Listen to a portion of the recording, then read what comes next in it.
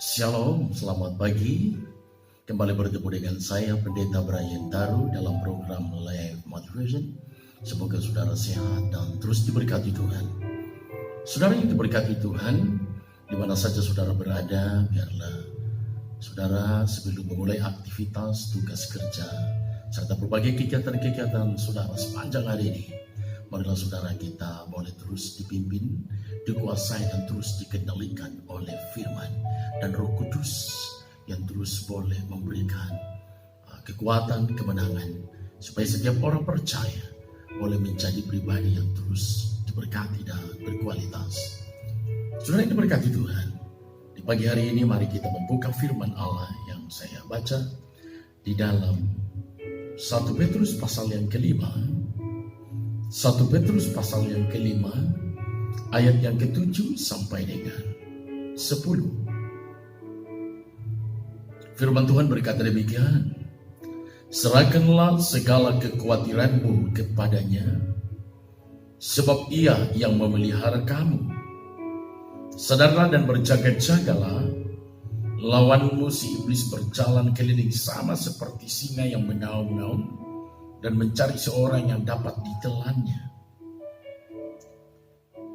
Lawanlah dia dengan iman yang teguh, sebab kamu tahu bahwa semua saudaramu di seluruh dunia menanggung penderitaan yang sama. Dan Allah sumber segala kasih karunia yang telah memanggil kamu dalam Kristus kepada kemuliaannya yang kekal, akan melengkapi, meneguhkan, menguatkan dan mengukuhkan kamu sesudah kamu menderita seketika lamanya. Saudara yang diberkati oleh Tuhan, serta teman-teman saudara, di mana saja saudara berada, betapa pentingnya saudara kita hidup dan terus dikendalikan, dipimpin oleh firman Allah. Karena Alkitab berkata, firman Tuhan adalah suluh dan pelita. Firman Allah adalah terang bagi setiap orang-orang percaya. Tanpa firman Allah saudara, maka hidup saudara seperti kita berjalan di sebuah lorong yang gelap, dan di mana kita mungkin di sana akan mengalami kecelakaan. Kita tidak bisa berbuat apa-apa. Tapi dengan adanya firman Allah yang terus saudara baca, renungkan, maka firman Allah ini terus boleh memimpin hidup kita. Dan bahkan gaya hidup saudara terus dikendalikan dan memiliki gaya sesuai dengan firman Allah. Saudara yang diberkati Tuhan, di sini Petrus, saya bersyukur ini mengambil di temanya di pasal 5 adalah gembalakanlah kawanan domba Allah, saudara. Di ayat 1, aku menasihatkan para penatua di antara kamu, aku sebagai penatua dan saksi penderitaan Kristus, yang juga akan mendapat bagian dalam kemuliaan yang akan dinyatakannya kelak. Ayat 2, gembalakanlah kawanan domba Allah yang ada padamu, jangan dengan paksa, tetapi dengan sukarela dan dengan kehendak Allah, dan jangan karena mau mencari keuntungan, tetapi dengan pengabdian diri. Ini sangat menarik sekali nasihat Rasul Petrus kepada jemaat-jemaat yang ada di sekitar Palestina. Dan ini juga masih relevansi dengan kehidupan saudara dan saya, supaya saudaraku yang diberkati oleh Tuhan, untuk menjelang hari-hari ini, supaya kita sebagai hamba-hamba Tuhan, apakah mungkin di sana sebagai gembala, mungkinkah sebagai guru atau penginjil, kita terus setia melayani Tuhan, kita terus setia menggembalakan domba-domba Allah, dan terus setia menyampaikan kebenaran firman Allah, terus setia boleh membina, mendidik, dan boleh membawa calon-calon hamba-hamba Tuhan, baik yang mungkin di sekolah Alkitab atau di sekolah teologi, ya, supaya mereka dipersiapkan boleh menjadi hamba-hamba Tuhan yang punya kompetensi dan mereka diberkati Tuhan. Saudaraku, di pagi hari ini kita mengambil sebuah tema, atau saya menarik sebuah tema adalah bagaimana kita mengerti penderitaan yang terjadi khususnya di kalangan orang percaya. Bukankah firman Allah berkata bahwa orang percaya itu dipelihara oleh Tuhan? Orang percaya itu dipagari oleh kemuliaan Allah. Tapi kenyataan dan fakta, Penderitaan yang terjadi bukan hanya untuk orang-orang dunia, tapi penderitaan yang terjadi seperti wabah pandemi COVID-19 yang saat ini sangat melanda dunia juga berakibat buruk, fatal. Karena begitu banyak anak-anak Tuhan, bahkan hamba-hamba Allah yang tercover COVID-19 dan tidak sedikit yang boleh menjadi korban. Tapi saudaraku, jangan kita bingung, jangan kita justru dengan keadaan seperti ini membuat iman saudara menjadi luntur atau kita jadi loyo, tapi justru kita melihat bahwa Tuhan punya rencana yang sungguh luar biasa. Tentu di saat kita boleh menghadapi tantangan, di saat kita boleh menghadapi kesulitan, di saat saudara dan saya diperhadapkan dengan pergumulan, kesusahan, penderitaan. Jelas sekali di sini saudara. Di ayat yang ke-7, serahkanlah segala kekhawatiranmu kepadanya, sebab Ia yang memelihara kamu. Ketika kita diperhadapkan dengan tantangan, kesulitan, pergumulan hidup, maka secara otomatis saudara, ini membawa manusia, bahkan anak-anak Tuhan pun mengalami ketakutan, dan tidak sedikit yang khawatir, tidak sedikit yang cemas, tidak sedikit yang mulai meragukan. Bahkan saudara, ada juga yang sangat saudara, berani meninggalkan imannya.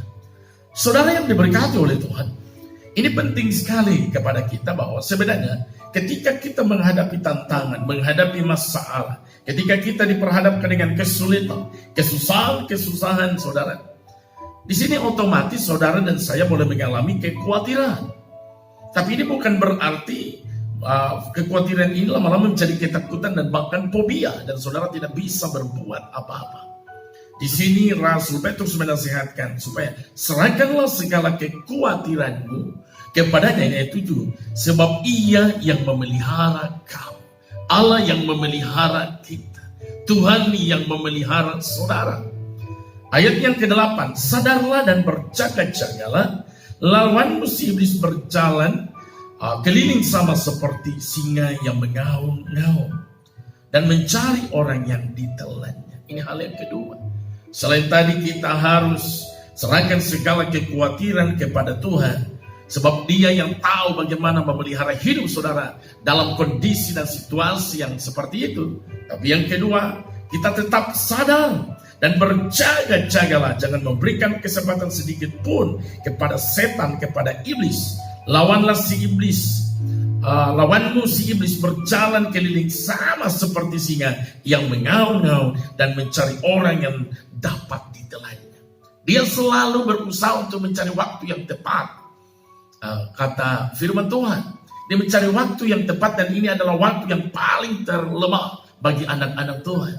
Ketika waktu yang tepat bagi setan, tapi ini menjadi waktu yang paling buruk bagi anak-anak Tuhan. Saudara yang diberkati oleh Tuhan, di sini betapa penting kita tetap sadar dan terus berjaga-jaga. Saudara, bukankah firman Allah sudah berkata demikian, bahwa di akhir zaman iblis sudah turun dalam kerannya yang dahsyat.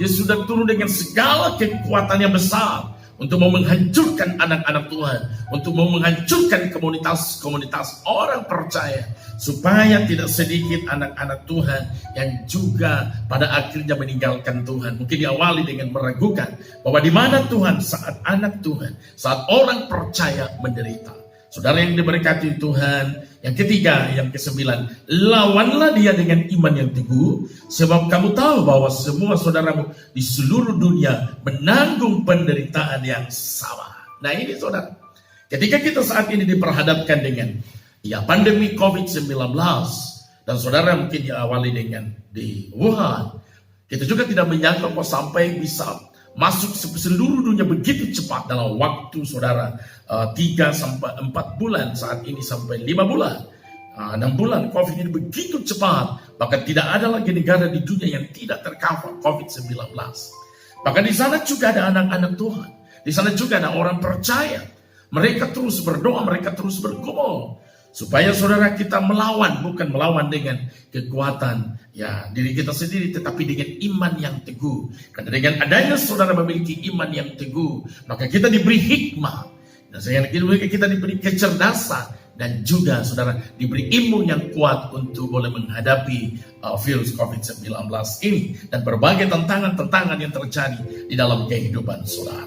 Kemudian yang menjadi nats kita dari ayat 10, dan Allah sumber segala kasih karunia yang telah memanggil kamu dalam Kristus kepada kemuliaannya yang kekal akan melengkapi, meneguhkan, menguatkan, dan mengokohkan kamu sesudah kamu menderita seketika lamanya.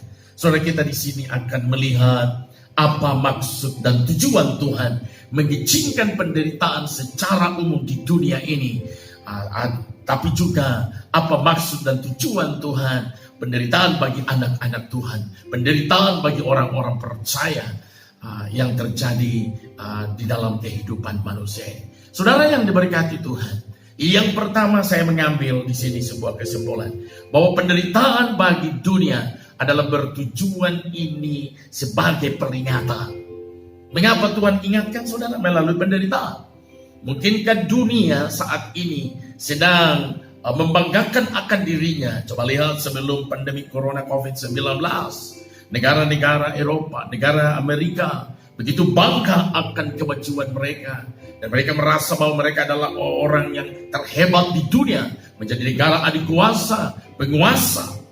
Dan saudara yang diberkati Tuhan, juga negara-negara lain yang mengalami kemajuan, bangga dengan teknologi, bangga dengan kemajuan ilmu, sampai mereka meninggalkan agama, mereka meninggalkan iman, mereka lebih percaya kepada ilmu pengetahuan. Bagi mereka, ilmu pengetahuan atau iptek ini boleh menjadi agama dalam hidup mereka.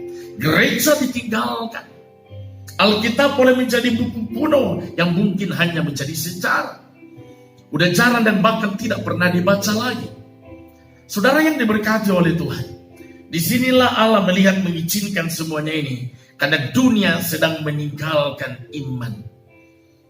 Orang-orang Kristen pada umumnya saudara yang ada di negara-negara Amerika, Eropa, bahkan di negara-negara yang lain termasuk ya daerah-daerah yang di sekitar bangsa Indonesia kayak Australia, ini mereka sudah meninggalkan.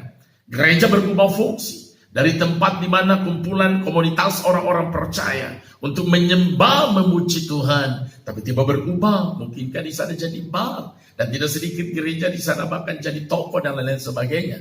Bagaimana tidak dijual? Sudah tidak ada lagi penghuninya, sudah tidak ada lagi jemaat yang beribadah. Saudara yang diberkati Tuhan, tapi dengan adanya wabah pandemik ini, jangankan di dalam gereja, di jalan-jalan, di lorong-lorong terjadi kebangunan rohani, saudara, di lapangan-lapangan. Saudara bisa lihat di YouTube di mana saja negara-negara Eropa, negara Amerika, dan berbagai negara-negara di belahan bumi ini terjadi pemulihan yang sungguh luar biasa. Yang kedua saudara, mungkinkah ini Tuhan ingatkan kepada khususnya anak-anak Tuhan?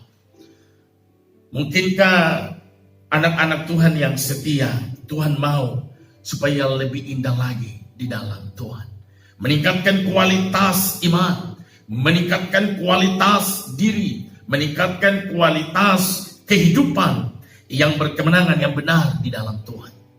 Mungkinkah selama ini kehidupan kita mengiring Tuhan mungkin hanya menjadi rutinitas, atau boleh menjadi sebuah upacara, atau boleh menjadi mungkin hanya sekedar ini kewajiban dan kegiatan ibadah.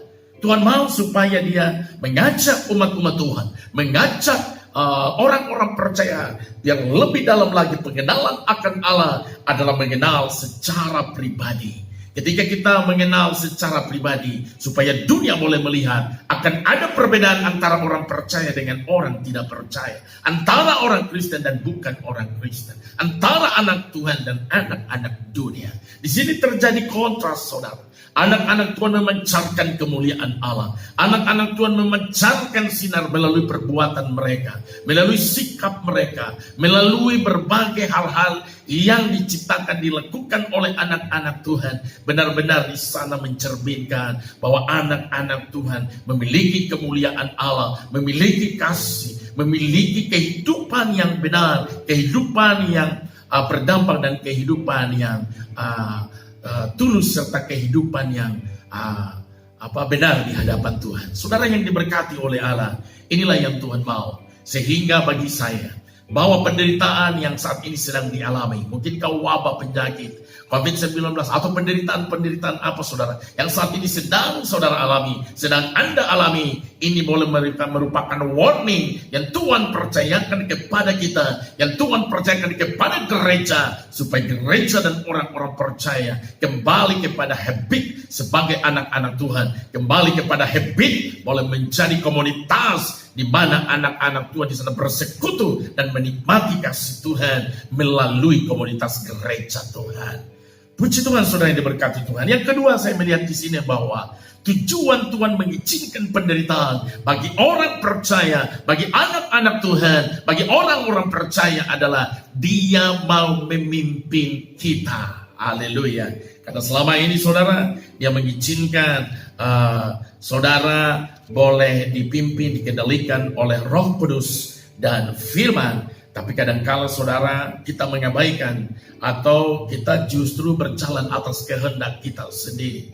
Kita tahu bahwa hidup jalan sendiri mungkin saudara akan penuh dengan penderitaan, penuh dengan kesusahan dan tidak mudah. Tapi ketika saudara mungkin percaya yakin hidup dipimpin, dikuasai oleh firman dan Roh Kudus, itu jauh lebih baik. Tetapi hal ini mungkin saudara oleh karena pengaruh dosa, oleh karena pengaruh arus dunia, oleh pengaruh teknologi, oleh pengaruh berbagai mungkin kemajuan-kemajuan dunia ini membuat nilai-nilai rohani ini menjadi turun, dan pada akhirnya membuat nilai rohani ini tidak lagi bermanfaat dalam hidup orang percaya. Tuhan mau supaya melalui penderitaan, melalui wabah, melalui berbagai persoalan yang timbul di dunia atau yang terjadi di kalangan kehidupan pribadi, di dalam keluarga saudara, supaya Dia memimpin hidup saudara. Jadi penderitaan ini adalah wadah yang Tuhan kirim, adalah cara yang Tuhan kirim sebagai perpanjangan tangan Tuhan untuk membawa kita kembali kepada jalan yang benar. Mengapa saudara? Karena biasanya ketika kita di dalam kehidupan ini saudara, oleh karena pengaruh dunia, oleh pengaruh teknologi, oleh pengaruh perkembangan zaman, sehingga nilai rohani menjadi turun, kita lebih banyak mengandalkan diri sendiri. Sekali lagi, kita lebih banyak mengandalkan diri sendiri dan kita merasa hebat dengan itu. Mari kita membaca di 2 Korintus pasal yang pertama, bagaimana kita melihat nasihat Rasul Paulus kepada jemaat yang ada di Korintus. 2 Korintus pasal yang pertama, ayatnya yang ke-8 dan 9. Sebab kami mau, sekali lagi, sebab kami mau saudara-saudara supaya kamu tahu akan penderitaan yang kami alami di Asia Kecil. Beban yang ditanggungkan atas kami adalah begitu besar dan begitu berat, sehingga kami telah putus asa juga akan hidup kami. Bahkan kami merasa seolah-olah kami telah dijatuhi hukuman mati. Tetapi hal itu terjadi supaya kami jangan menaruh kepercayaan pada kami sendiri, tetapi hanya kepada Allah yang membangkitkan orang-orang mati. Jadi Tuhan izinkan penderitaan kepada Rasul Paulus, dan ini disaksikan kepada jemaat yang ada di Korintus. Bahkan dia berkata bahwa kami putus asa di ayat yang ke-8. Begitu besar beban yang ditanggung atas kami adalah begitu besar dan begitu berat, sehingga kami telah putus asa juga akan hidup kami. Mereka udah kayak putus asa akan hidup mereka. Kemudian ayat 9, bahkan kami merasa seolah-olah kami telah dijatuhi hukuman mati, tetapi hal itu terjadi supaya kami jangan menaruh kepercayaan pada diri kami sendiri. Jadi di sini Tuhan mau memimpin kita. Jangan hanya kita mau mengandalkan diri sendiri, mengandalkan kekuatan kita. Alkitab berkata dalam Yeremia 17 ayat 5, terkutuklah orang yang mengandalkan diri sendiri, mengandalkan orang lain, dan menaruh harap kepada apapun yang ada di dunia. Hati-hati saudara, Jangan kita terlalu mengandalkan pengetahuan yang ada dalam kita, mengandalkan mungkin kekayaan yang ada di dalam diri kita, mengandalkan yang mungkin kemajuan teknologi yang ada di lingkungan kita. Karena hal ini Tuhan tidak inginkan. Tuhan mau apapun kemajuan yang boleh terjadi, dan ini adalah anugerah Allah bagi negara-negara yang terus boleh menjadi negara-negara maju, supaya saudara justru kemajuan itu juga boleh dipakai sebagai kemuliaan bagi Allah. Mungkin untuk boleh menjadi wadah memberitakan Injil, wadah bagi kerajaan surga. Tapi kenyataannya saudaraku, hal itu justru membuat orang-orang percaya jadi tidak memahami lagi tentang prinsip kebenaran yang sesungguhnya. Karena lebih mengandalkan diri sendiri, lebih mengandalkan pengetahuan dan apapun yang ada di dunia ini. Sehingga Tuhan tidak mau hal itu terjadi. Haleluya saudara. Dia mau supaya dia sendiri yang pimpin. Yang kedua, supaya saudara tetap berpengharapan. Di bagian yang kedua ini adalah dia mau memimpin kita untuk apa? Satu, supaya kita tidak mengandalkan diri sendiri. Tapi yang kedua, supaya kita tetap berpengharapan di masa sulit. Roma pasal yang kelima, ayatnya yang Roma pasal yang kelima, ayat yang kelima. Dan pengharapan tidak mengecewakan, karena kasih Allah telah dicurahkan di dalam hati kita oleh Roh Kudus yang telah dikaruniakan kepada kita. Sekali lagi, dan pengharapan tidak mengecewakan, karena kasih Allah telah dicurahkan di dalam hati kita oleh Roh Kudus yang telah dikaruniakan kepada kita. Bahkan kalau saudara baca lagi di Roma 8 ayat yang ke-18, sebab aku yakin bahwa penderitaan zaman sekarang ini tidak dapat dibandingkan dengan kemuliaan yang akan dinyatakan kepada kita. Supaya saudara, kita sebagai anak-anak Tuhan, kita sebagai orang-orang percaya, kita sebagai orang-orang Kristen, selalu tetap berpengharapan di masa kesulitan apapun. Jangan tinggalkan Tuhan dan biarlah timbul iman. Dan di dalam iman ini maka ada harapan-harapan yang sungguh luar biasa. Nah, ini sangat luar biasa saudara ya. Dan yang ketiga, bagian daripada kedua, bahwa Tuhan memimpin kita adalah supaya tetap kita beriman. Itu jelas sekali, Ibrani 11 ayat 1. Iman adalah dasar dari segala sesuatu kita harapkan dan bukti dari segala sesuatu yang tidak kita lihat. Supaya kita tetap beriman. Karena Alkitab berkata justru penderitaan dan justru tantangan-tantangan ini membuat iman kita bertumbuh menjadi lebih sehat. Haleluya, haleluya. Kemudian yang ketiga, tujuan yang ketiga saudara. Karena yang pertama tadi untuk memperingatkan kita. Yang kedua bertujuan untuk memimpin kita. Dan yang ketiga adalah bertujuan agar membentuk kita. Memproses kehidupan anak-anak Tuhan. So kalau saudara baca di Roma 5, kembali lagi di Roma 5, kembali yang tadi Roma 5 ayat 3. Dan bukan hanya itu saja, kita malah bermegah juga dalam kesengsaraan kita. Karena kita tahu bahwa kesengsaraan itu menimbulkan ketekunan. Dan ketekunan itu menimbulkan tahan uji. Dan tahan uji menimbulkan pengharapan. Nah ini saudara, untuk apa Tuhan mau memproses hidup kita? Biar kita muncul sebuah kekuatan harapan. Yang boleh menjadi sau yang kuat. Yang menjadi jangkar yang kuat. Dan ini boleh menjadi pondasi yang kuat. Supaya boleh menghadapi tantangan pergumulan kesulitan apapun. Tapi anak Tuhan bukan menjadi loyo. Anak Tuhan bukan menjadi mundur. Tapi justru semakin bersinar. Semakin hebat, semakin berkualitas. Karena tantangan persoalan kesulitan ini adalah mempersiapkan anak-anak Tuhan menjadi jauh lebih baik lagi. Bagian yang kedua untuk membentuk hidup kita adalah supaya kita tetap boleh menjadi sempurna. Puji Tuhan. Tuhan mau saudara kita tetap menuju kepada kesempurnaan yang dikehendaki oleh Tuhan. Saudara mungkin saat ini kita belum sempurna, tapi gereja sedang menuju kepada kesempurnaan. Marilah saudara yang diberkati oleh Tuhan supaya kita masuk di dalam gereja yang terus menuju kepada kesempurnaan. Kita siapkan diri kita dengan berbagai tantangan pergumulan dan kesulitan-kesulitan yang ada. Percayalah Tuhan tidak pernah tinggalkan saudara. Melalui firman dan Roh Kudus Dia terus boleh membentuk, dia memproses hidup saudara, supaya saudara akan mulai menjadi sebagai anak Tuhan yang berkualitas, anak Tuhan yang memiliki kompetensi yang bagus saudara, punya harapan yang kuat, punya sau dan pondasi yang kuat, sehingga badai dan gelombang boleh terjadi, tantangan, kesulitan boleh menerpa, tetapi anak-anak Tuhan justru keluar sebagai pemenang. Puji Tuhan. Dan yang terakhir saudaraku, yang menjadi tujuan penderitaan bagi orang percaya adalah dia mau memulihkan hidupmu dan hidupku, terutama hubungan kita dengan Allah.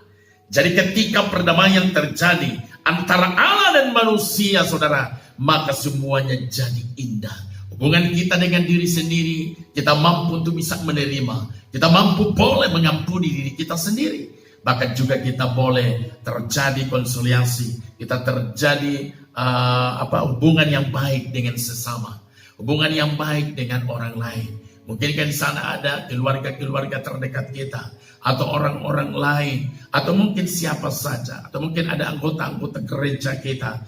Tetapi kalau saudara sudah di dalam Tuhan, penderitaan-penderitaan yang ada memulihkan kehidupan saudara, membuat kita sanggup saudara untuk terus bersosialisasi dengan siapa saja, karena kita pada dasarnya adalah umat kepunyaan Tuhan.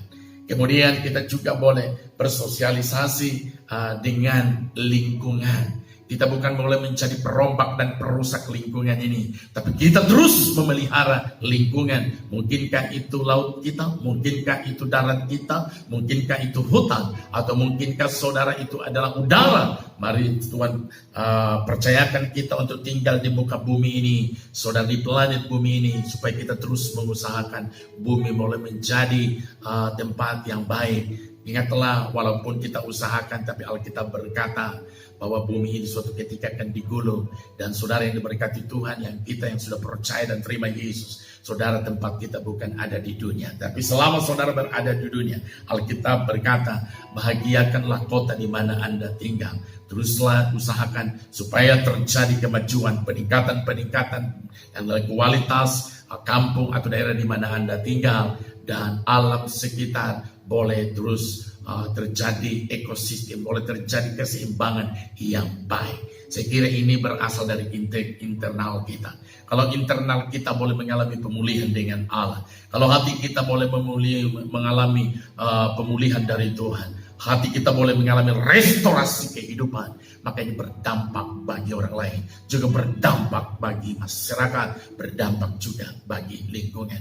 Makasih saudara, boleh mengikuti saya. Semoga saudara tetap diberkati oleh Tuhan. Ingatlah, apapun tujuan penderitaan bagi orang percaya, tentu tujuannya adalah Tuhan mau supaya saudara dan saya lebih indah di dalam Tuhan, lebih intim di dalam Tuhan. Inilah yang boleh menjadi renungan kita di pagi hari ini. Semoga saudara diberkati Tuhan dan tetap memuliakan nama Tuhan. Mari kita berdoa. Terima kasih Bapa buat kasih-Mu, anugerah-Mu yang luar biasa. Engkau terus boleh memberkati setiap teman-teman, saudara-saudara kami yang boleh menonton, yang boleh melihat, dan terus Bapa di sorga, mereka dipelihara dan diberkati oleh Tuhan. Di masa pandemik ini Tuhan boleh memberikan imun yang kuat, dan pelihara bersama dengan keluarga mereka, bersama dengan jemaat, bersama dengan orang-orang yang mereka kasih. Terima kasih Tuhan pagi hari ini buat anugerah Tuhan. Dalam nama Yesus Tuhan kami berdoa. Amin. Terima kasih saudara yang diberkati Tuhan. Boleh bersama-sama kami, kiranya saudara sehat, bersama dengan keluarga, dengan orang-orang yang Anda kasihi. Shalom. Tuhan Yesus memberkati saudara. Haleluya. Amin.